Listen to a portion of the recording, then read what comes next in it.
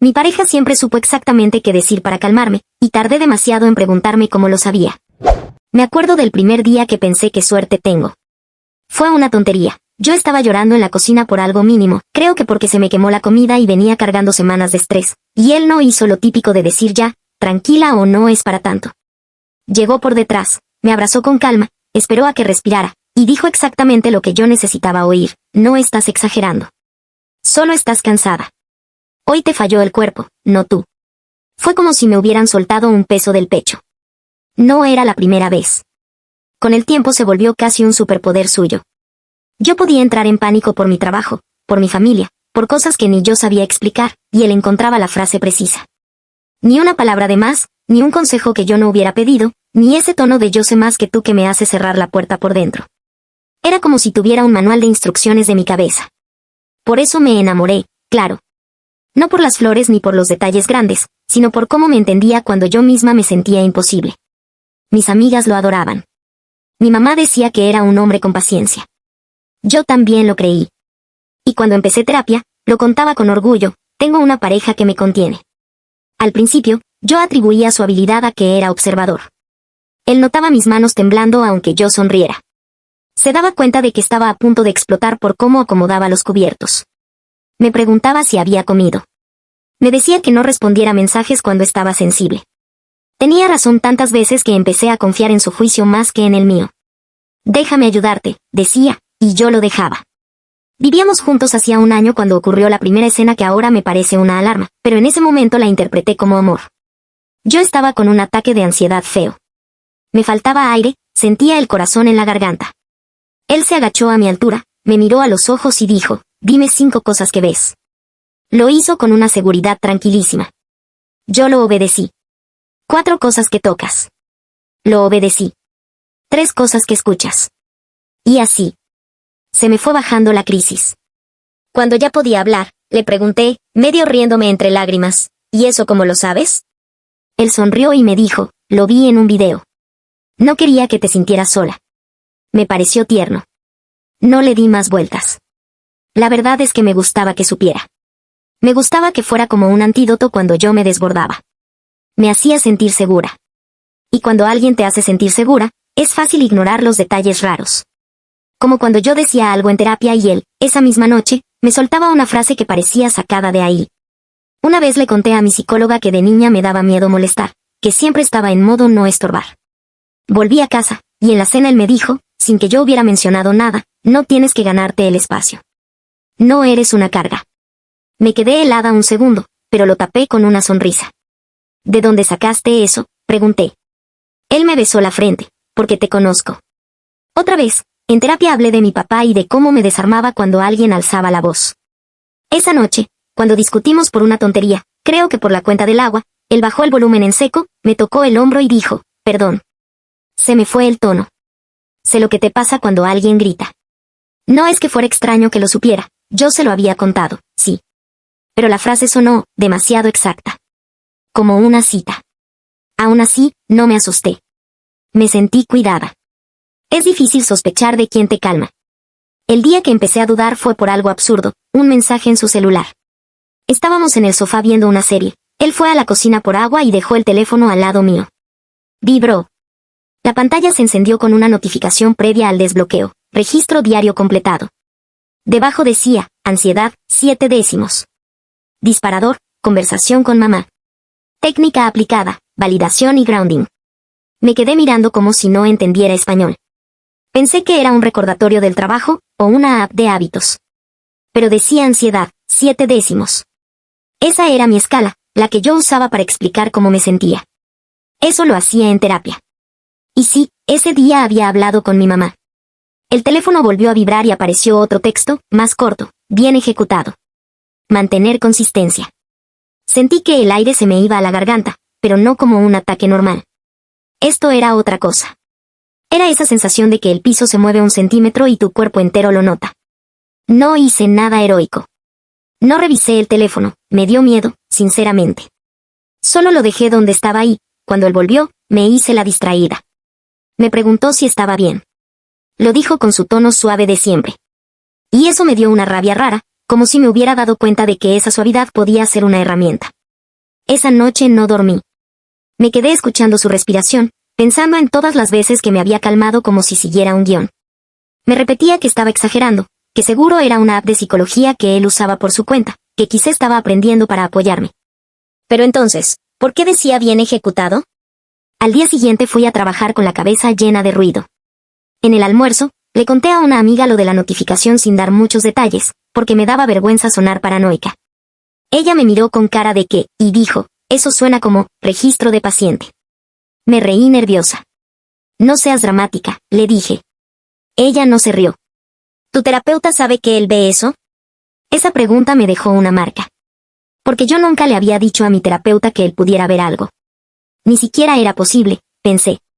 Mi terapia era por videollamada desde mi laptop, en el cuarto. Yo cerraba la puerta. Usaba audífonos. Él respetaba ese espacio. Siempre. Esa tarde, al volver a casa, hice algo que no estoy orgullosa de admitir. Empecé a observarlo como si fuera alguien nuevo. Su forma de hacerme preguntas. Cómo inclinaba la cabeza cuando yo me quejaba. Cómo esperaba el momento exacto para decir entiendo. Y lo peor, cómo, sin importar qué dijera, él encontraba la frase que me desarmaba. Como si supiera dónde estaba el botón. Yo ya no quería sentirme calmada. Quería saber la verdad.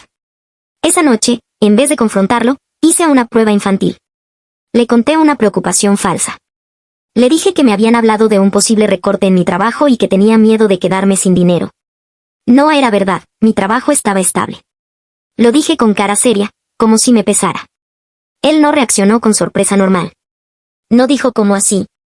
Se quedó callado un segundo, como haciendo memoria de algo, y luego soltó una frase perfecta. Entiendo que la incertidumbre te active. Pero no estás sola. Vamos a hacer un plan, paso a paso. Era tan correcto que sonó prestado. Y además, mencionó incertidumbre te active. Esa palabra, activar, era exactamente la que mi terapeuta usaba. Yo casi nunca la decía. Me miró esperando que yo me relajara. Y mi cuerpo, por costumbre, quiso hacerlo. Quiso rendirse a esa calma. Pero yo ya estaba en otra parte. ¿De verdad te dije alguna vez que la incertidumbre me activa?, pregunté, intentando sonar casual. Él parpadeó. Sí, o sea, lo he notado, dijo. Se inclinó para tocarme la mano. Amor, ¿qué pasa? Sentí un escalofrío. Nada, mentí. Estoy cansada. Esa noche, cuando se durmió, me levanté despacio. Fui al cuarto donde hacía terapia. La laptop estaba cerrada sobre el escritorio. Nada extraño. Me acerqué al router, como si entendiera de redes, no entiendo. Lo único que hice fue mirar las lucecitas parpadeando como si me fueran a confesar algo. Volví a la sala y vi algo que antes no estaba, una cajita negra, pequeña, conectada detrás del televisor. Como un adaptador o un splitter de algo. No era el decodificador. No era la consola. Era nuevo. Me agaché y lo toqué. Tenía un cable USB y otro que iba al router. Me temblaron las manos. No supe qué hacer. Lo dejé ahí. Volví a la cama sintiéndome ridícula y asustada. A la mañana siguiente, mientras él se duchaba, tomé el celular y, sin pensar demasiado, le saqué una foto a esa cajita. Se la mandé a un amigo que trabaja en soporte técnico. Le dije, ¿qué es esto? Lo encontré conectado en mi sala. Mi amigo tardó 2 horas en responder. 2 horas en las que yo fingí normalidad, preparé café, escuché a mi pareja hablar de su día, y por dentro sentía que cada palabra suya era una cuerda apretándome. Cuando llegó la respuesta, me fui al baño y leí el mensaje con el corazón en la boca. Eso parece un dispositivo para capturar tráfico de red / monitoreo. Tipo para registrar conexiones, ¿quién lo puso? Me quedé mirando la pantalla hasta que se me nubló la vista. Capturar tráfico de red. Registrar conexiones. No era una prueba definitiva de nada, pero era demasiado para ser casual. Me di cuenta de algo que me dio más miedo que la cajita. Yo ya no sabía quién era la persona con la que vivía. O peor, nunca lo había sabido. Solo había conocido su versión calmante. Ese mismo día tenía terapia. Y por primera vez, en lugar de hablar de mi trabajo o de mi mamá, le conté a mi terapeuta todo. La notificación. La escala. La cajita. Mis sospechas. Mi terapeuta, que suele ser muy cuidadosa, se quedó callada unos segundos y me dijo, quiero que revises algo ahora mismo. Ve a la configuración de tu cuenta y mira los dispositivos conectados. También revisa si hay alguna app de acceso remoto en tu celular. Me temblaba tanto que casi se me cae la laptop. Revisé. Había un dispositivo conectado con un nombre extraño, como Pioffice o algo así, con acceso reciente. Yo no tenía nada con ese nombre. Mi terapeuta también se tensó. Eso no debería estar ahí, dijo. Sentí ganas de vomitar. ¿Puede alguien escuchar mis sesiones?, pregunté. No voy a afirmarlo sin pruebas, dijo ella. Pero hay señales preocupantes. Cambia tu contraseña ahora mismo. Y si puedes, cambia también de red o usa datos móviles en las próximas sesiones. Mientras hablábamos, me di cuenta de algo más. En la esquina superior de mi pantalla, el puntito de la cámara se encendía y apagaba por microsegundos, como si alguien intentara acceder. Quizá era mi imaginación. Quizá no. Pero yo ya no podía confiar en mis propios ojos. Ese día, cuando él llegó del trabajo, yo ya tenía tomada una decisión. Iba a confrontarlo, pero no con gritos. Con hechos. Con calma. La calma que él me había entrenado a imitar. Me senté en la mesa con la foto de la cajita abierta en mi teléfono y le dije, encontré esto, ¿qué es? Él se quedó quieto. Sonrió, esa sonrisa de todo bien. ¿Eso? Ah, es un adaptador. Para mejorar la señal. Mi amigo dice que es para monitoreo, respondí. Y en tu celular vi una notificación que decía, ansiedad 7 décimos, disparador mamá, técnica aplicada. ¿Por qué registras mi ansiedad? ¿Quién te dijo que era 7 décimos? Se le borró la sonrisa. No de golpe, sino como cuando apagas una luz y tarda medio segundo en morir. Estás interpretando mal, dijo. Yo solo quería ayudarte. Quería ser mejor pareja. ¿Ayudarme es espiarme?, pregunté. Tenía la voz extrañamente estable. ¿Escuchas mis terapias? Él respiró hondo y, por primera vez en mucho tiempo, no supo qué decir de inmediato. Eso me confirmó más que cualquier prueba. No es así, empezó. No lo entiendes. Yo sabía que si no intervenía, ibas a hundirte. Me quedé fría. ¿Intervenir? Él se pasó la mano por la cara, como si estuviera cansado. Mira. No te estoy haciendo daño. Te estoy manteniendo regulada. Esa palabra. Regulada. Como si yo fuera un aparato. ¿De dónde sacas esas palabras?, pregunté. ¿Quién te está diciendo qué hacer? Ahí fue cuando soltó lo que, creo, me partió algo por dentro. Hay un grupo, dijo, bajando la voz. No es nada ilegal. Es un programa. Entrenamiento. Para parejas. Para sostener a alguien con ansiedad. Yo me metí porque te amo. Yo sentí la sangre en las orejas. ¿Programa? ¿Qué programa? Él dudó, y luego dijo el nombre como si fuera normal, Círculo de Apoyo. Es, como coaching. Te dan herramientas. Te piden que registres avances. Te evalúan. Te evalúan, repetí. Sí, dijo, mirándome como si yo fuera la que estaba siendo injusta. Porque funciona, ¿acaso no te has sentido mejor? Me quedé sin palabras. No sabía si llorar, gritar o reírme de lo absurdo. Entonces recordé el mensaje, bien ejecutado. Mantener consistencia. ¿Quién te manda esos mensajes?, pregunté. ¿Quién dice, bien ejecutado? Él apretó la mandíbula. Un mentor, dijo. Alguien que sabe de esto. ¿Y a cambio de qué?, pregunté, porque había algo que no encajaba. Nadie hace mentoría gratis. Nadie te dice bien ejecutado por amor. Él evitó mi mirada un segundo. Es una membresía. Y hay beneficios si cumples. Ahí lo entendí. Lo sentí, como cuando te cae agua helada. ¿Beneficios como qué?, pregunté muy despacio. Él tragó saliva. Descuentos. Acceso. Y, puntos. Puntos, repetí, y se me quebró la voz, por fin. ¿Estoy en una tabla de puntos? Amor, no lo digas así, dijo rápido, y estiró la mano para tocarme. Yo la retiré. ¿Me escuchaste en terapia?, insistí. Él hizo una pausa larga. Y cuando respondió, lo hizo como si estuviera confesando algo inevitable. Al principio solo era, para entender, dijo. Tú no me contabas todo. Yo necesitaba contexto. Para no equivocarme. Yo lo miré sin parpadear. O sea, sí. Él intentó defenderse, pero ya era tarde, no era por morbo. Era por cuidarte. Tú misma has dicho que te calma que yo sepa qué decir. Eso fue lo más perverso, tenía razón. Yo lo había dicho. Yo le había dado el argumento perfecto para justificarlo. Me levanté de la mesa y sentí que el cuerpo me pesaba como plomo. Quise irme, pero mi mente se trabó en una idea. Si él me había estado escuchando, ¿cuánto de mí era mío y cuánto era manejado? Quiero ver ese grupo, dije. Ahora. Él negó con la cabeza. No vas a entender. Además, hay reglas. Es privado. Entonces yo me voy, dije. Y ahí apareció algo que yo no había visto antes en él, no ira, no gritos, sino esa calma dura, estratégica. No hagas eso, dijo con voz baja. Estás reaccionando desde el miedo. Dame 5 cosas que ves. Lo dijo como una orden suave. Como un botón.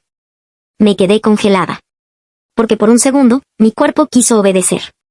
Quiso hacer el ejercicio. Quiso calmarse. Quiso volver al lugar donde él era el que sabía. Y en ese segundo entendí el verdadero terror. No era solo que me espiara. Era que me había condicionado. Me había entrenado a volver a él cada vez que yo dudaba. A sentir que mi estabilidad dependía de su voz. No, dije, casi susurrando.